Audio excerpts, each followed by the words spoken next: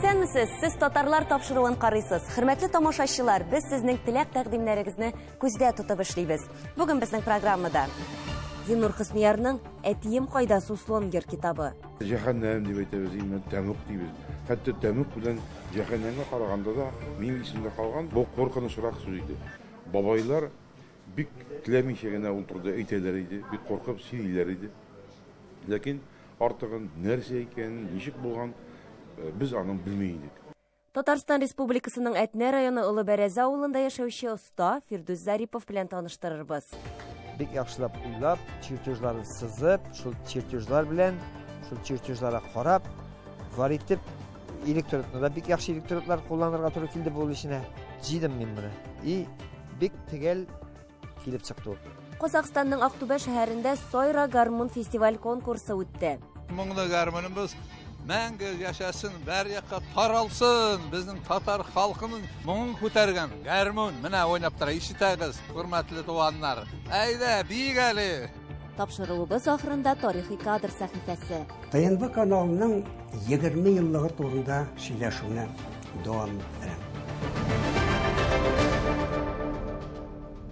Казан утлары журналының китап киштәсе сериясеннән чираттагы басма Зиннур Хөснүярның «Әтием кайда Суслонгер» китабы тәкъдим ителде. Әсәрдә тормышта булган чын вакыйгалар сурәтләнә. Автор төп геройларның зур газаплар кичергәннән соң бүгенгә кадәр исән-сау яшәүләренә соклануын белдерә.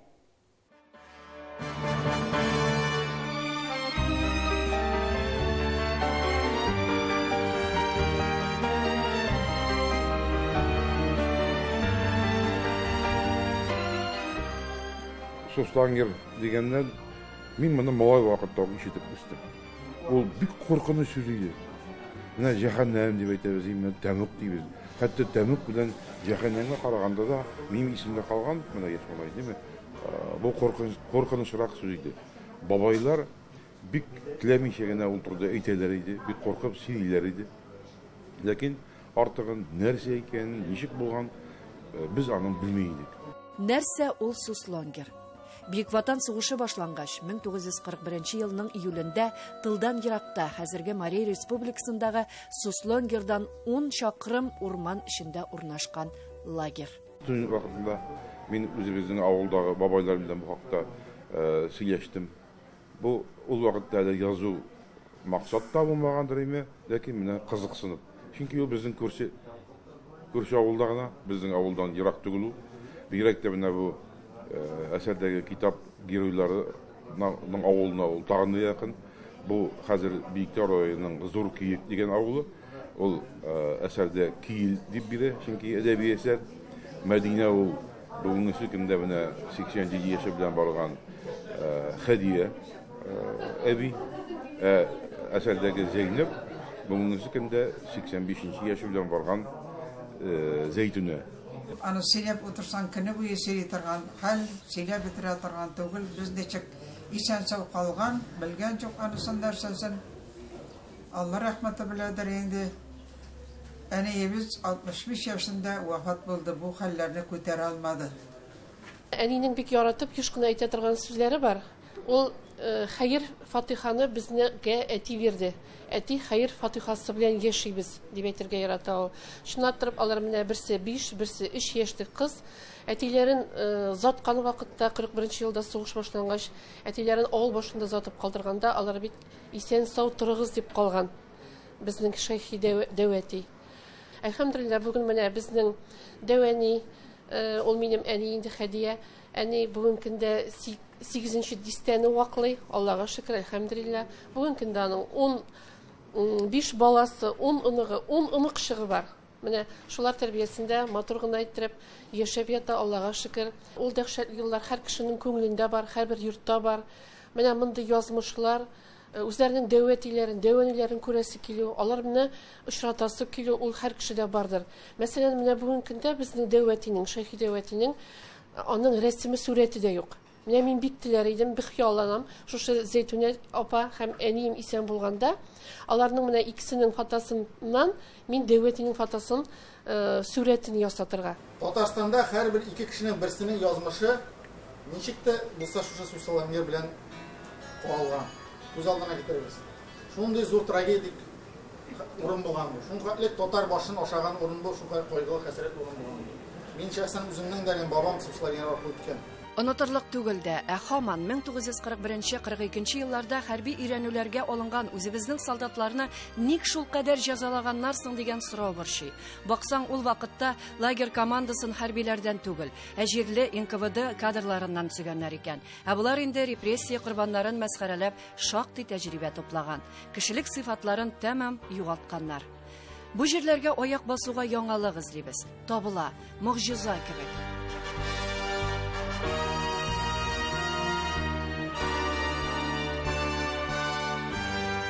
Минем максат Сослангер андагы хәлләр турында язу түгел иде.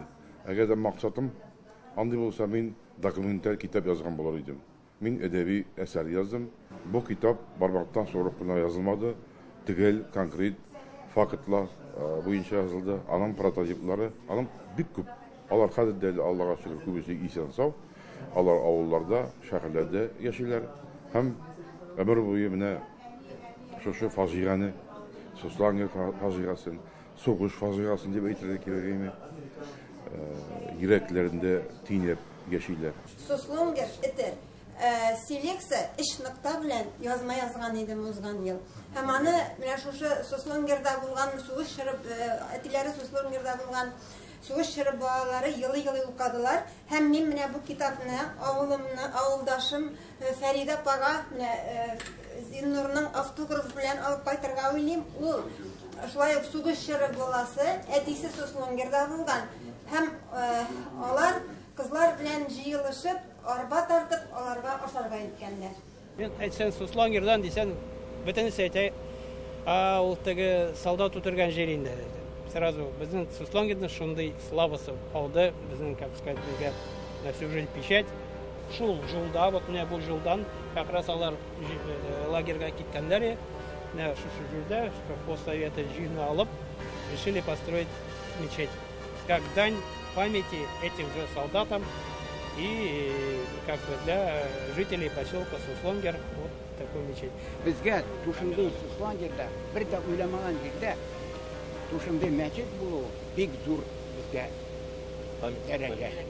Инде менә хәзер миңа 85 yaş Tuşunda tuldum, Tuşu Soslangерда мен. Үстем, әтиләр, әниләр. Бик авыр вакытлар булды. Ул ипи әйтерлек түгел аларында. Эшлекнең хәле Ел сайын бу җирләргә килеп дуга җиткерү фараздыр. Алар бик көтә. Искиткеч гүзәл табигать кочагында торабыз. Тик матурлыгына соклану түгел, моңсулык катыш хис били күңелне. Тар юллы Кукушка поезды шушындагы аш, ялангаш солдатлар кесеп төягән агачларны станциягә илтә. Монда күпме күз яшы. Үткәннәр хәтердә. Ләйсәнә Садретдинова, Владимир Гурьянов, Наил Абдуллин, Татарлар, Казан, Сослангер, Мари-Эл Республикасы.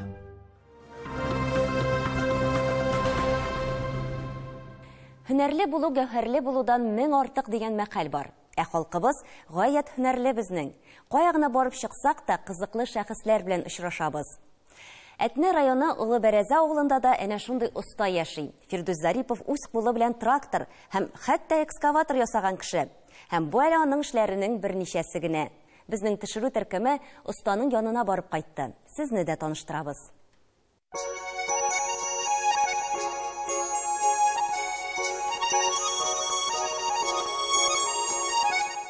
Авыл, син мең шәһәрдән мең кабат ямьле вә хуш, дип язып калдырган Сәгыйть Рәмиев. Авылларыбыз тырыш, хезмәт сөючән халкы белән кадерле. Ә сюжетыбыз герое әле уйлап табарга да, кызыклы идеяләрен үзе үк тормышка ашырырга да оста.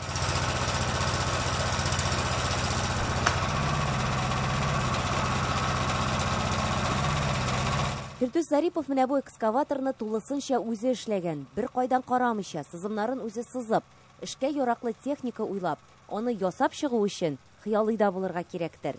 Бер кышта җыя ул аны. Нива машинасының арткы мостын куйдым. Менә бу алгы ягына, шуннан арткы ягына куйдым мин аның.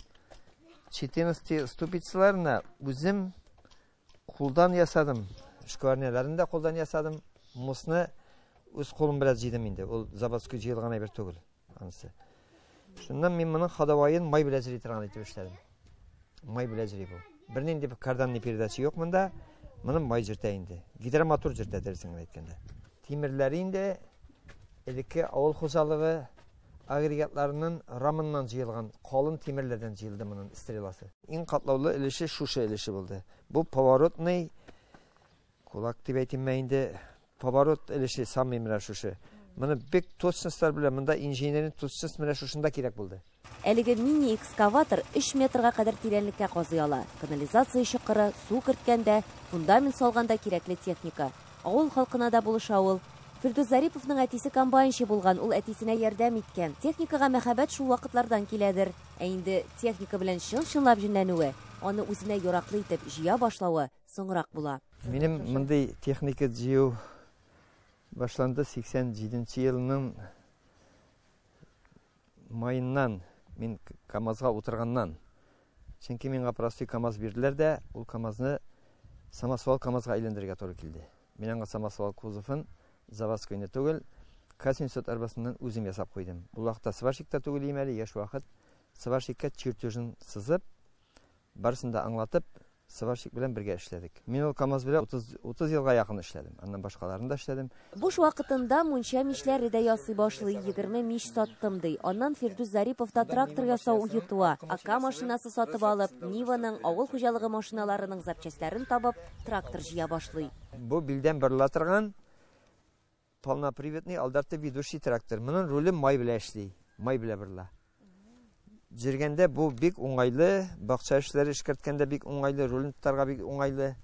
Менә алдар тотарткач җайлы бара. Былчырак вакытларда прицепе белән барганда батып калмый, буксау әйтми. Үргәдә яхшы менә 10 ел хезмәт итә инде бу техника миңа.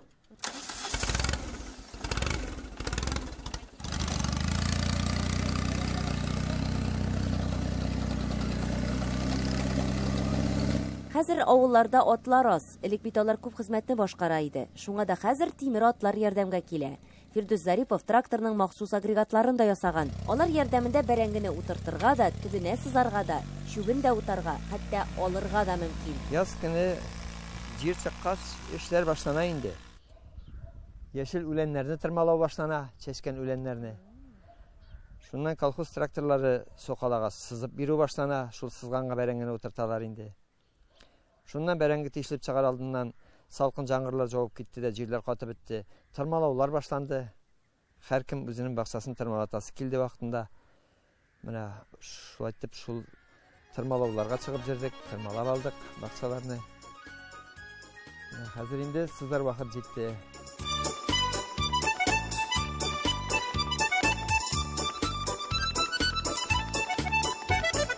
Кашылка агрегат инде менә бу.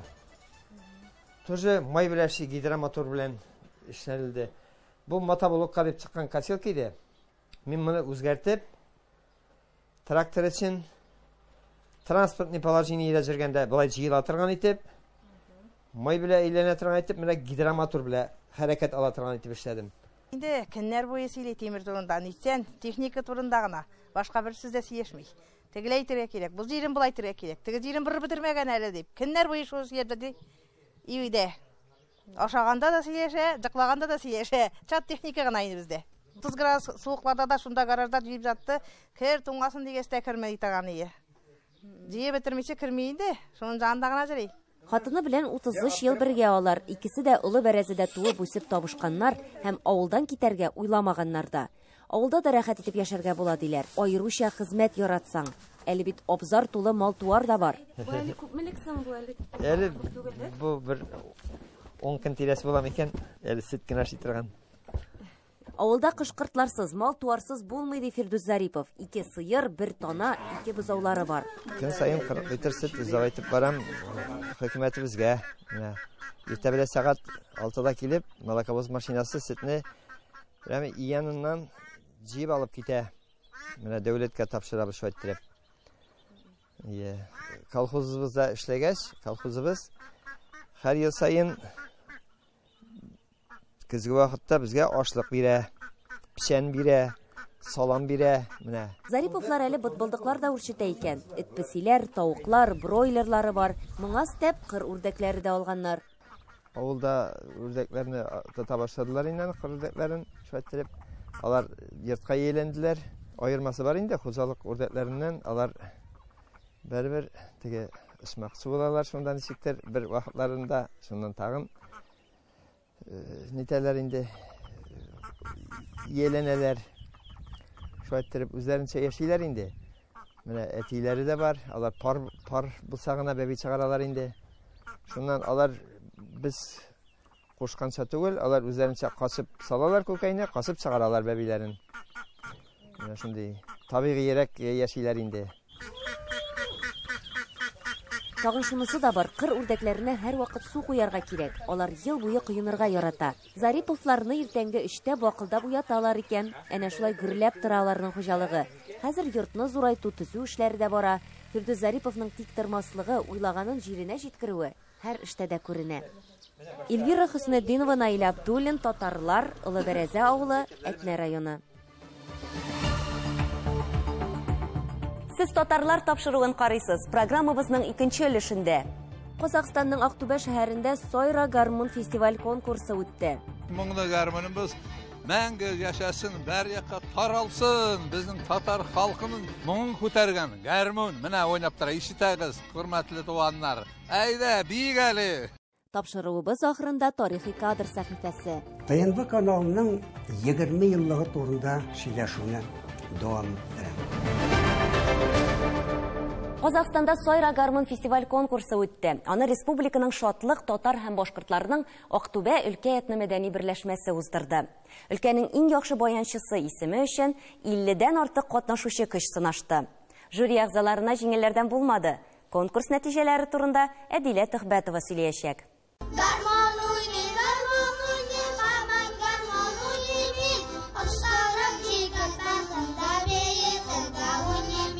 Сойра гармун фестиваль конкурсы Актүбә өлкәсендә генә түгел, гомумән Казакъстан буенча беренче тапкыр үткәрелә. Аның сәнгать җитәкчесе Казакъстан Республикасының атказанган мәгариф һәм Татарстан Республикасының атказанган мәдәният хезмәткәре Галымҗан Тәминдаров әйтүенчә, әлеге фестивальнең максаты яшьләрнең игътибарын халык уен коралларына, бигрәк тә баян, гармун белән аккордеонга тарту. Беренче мәртәбә Казакъстанда анау гармун сайрый дигән, гармун халык моңнары дигән фестиваль үтеп ята. Шул фестиваль Сабантуйның алдында гармунчыларның ярышы була. Ярыштан соң бага куя, багадан соң Сабантуй башлана. Гармун менә уйнап тора. Ишетәгез, хөрмәтле туганнар. Әйдә, бик әле.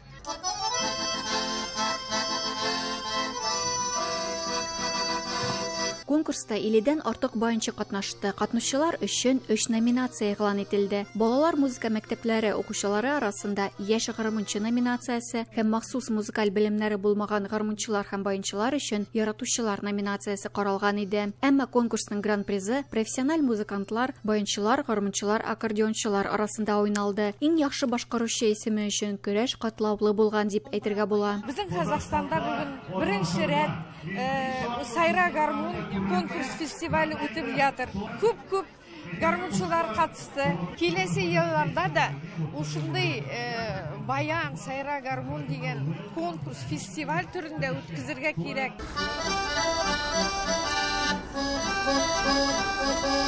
Конкурста баянчылар, гармунчылар һәм башкалар 2 төрле жанрдагы әсәр башкарырга тиешле. Ул әсәрләр татар халык көйләре яки татар композиторлары иҗат иткән булуы шарт. Моннан тыш сәхнәдән классик һәм заманча көйләр дә яңгырады.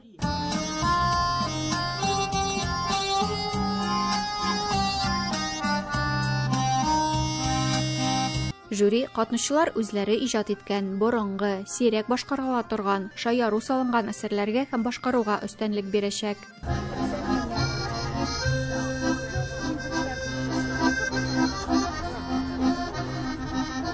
Ничек бүген фестиваль үзгә Москвада бый? Бик яхшы үтте, рахатланып җырладык, бейдек, уйнадым үземнең киемне, чыгарган җырымны, язгы моңнар дигән. Менә инде барлык конкурсантлар өчен фестивальнең иң мөһим мизгеле бүләкләү тантанасы килеп җитте. Катнашчыларның һәрберсенә истәлекле медаль һәм грамота тапшырылды. Гран-прины Жубанов исемендәге Актүбә музыка колледжының 1нче курс студенты Нуржан Маймаков алды. Фестивальгә дайындык осы февральдән башланды. Фестиваль үтә кыйын булды дип айтсам болады, себебі барлык категориялар бергә жарышты. Фестиваль үтә унады мага. Гран-при алганны үтә куанычлы. Бүләкләр барысы да тапшырылды, ләкин бәйрәм моның белән генә тамамланмады. Сәхнә түрендә Актүбә шәһәрендә яшәүчеләр һәм кунаклар өчен Сабантуй бәйрәме дәвам итте. Һәм Көнбатыш Казакстан татарлары Сабантуйны ничек каршы алдылар, без сезгә киләсе атнада сөйләячәкбез. Әдилә Төхбәтова, Баужан Кәҗәканов, Татарлар, Актүбә шәһәре, Казакстан.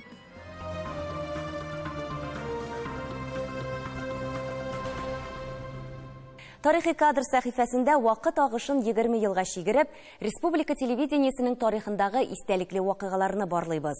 Сүзебез нигездә милли республикалар арасында беренчеләрдән булып, Татарстанның дөнья медиа киңлегендә заманча итеп татар һәм рус телләрендә тапшырулар күрсәтә торган ТНВ Спутник каналына багышлана. Сүз хезмәттәшебез Рөстәм Нәбиуллинга.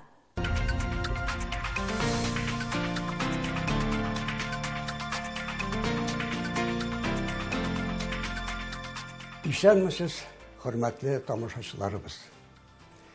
ТНВның оешуын, аның уңышлы эшли башлавын республикасының киң җәмәгатьчелеге зур казаныш буларак кабул итте.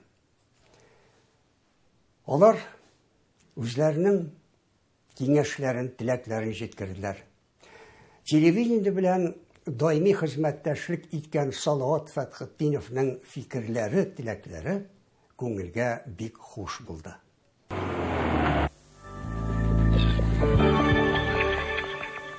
ТНВ каналы турында бер-ике сүз әйтәсем килә. Чөнки Татарстанда һәм татар дөньясында телевидение ничә ел эшли һәм ничә ел бар. ТНВ каналы аның иң соңгы җиңүләренең берседер. Чөнки Татарстан җиңүләре түгел, Татарстаннан читтә яшәүче милләттәшләребез өчен бик кирәкле һәм бик файдалы телевидение бу. Халыкка файдалы булып, Татарстанга кирәкле булып, озын-озак еллар хезмәт итәргә яссын, яхшы журналистлар булсыннар, яхшы передачалар булсын. Безнең ТНВ каналын татарларга түгел, бөтен милләт караса иде.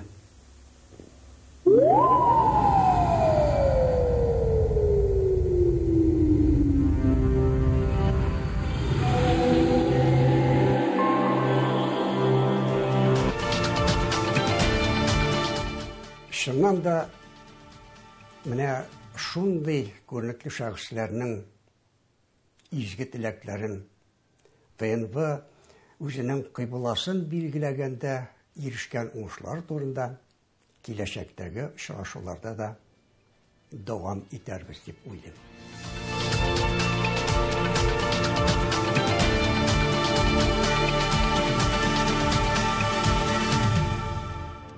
Татар халкында шундый мәкаль бар. Теллеләр халык булып дөньяга чыккан.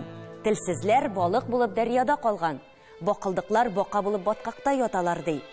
Үз телебез булган горур татар халкыбыз. Шуны онытмыйк. Исән-имин булыгыз.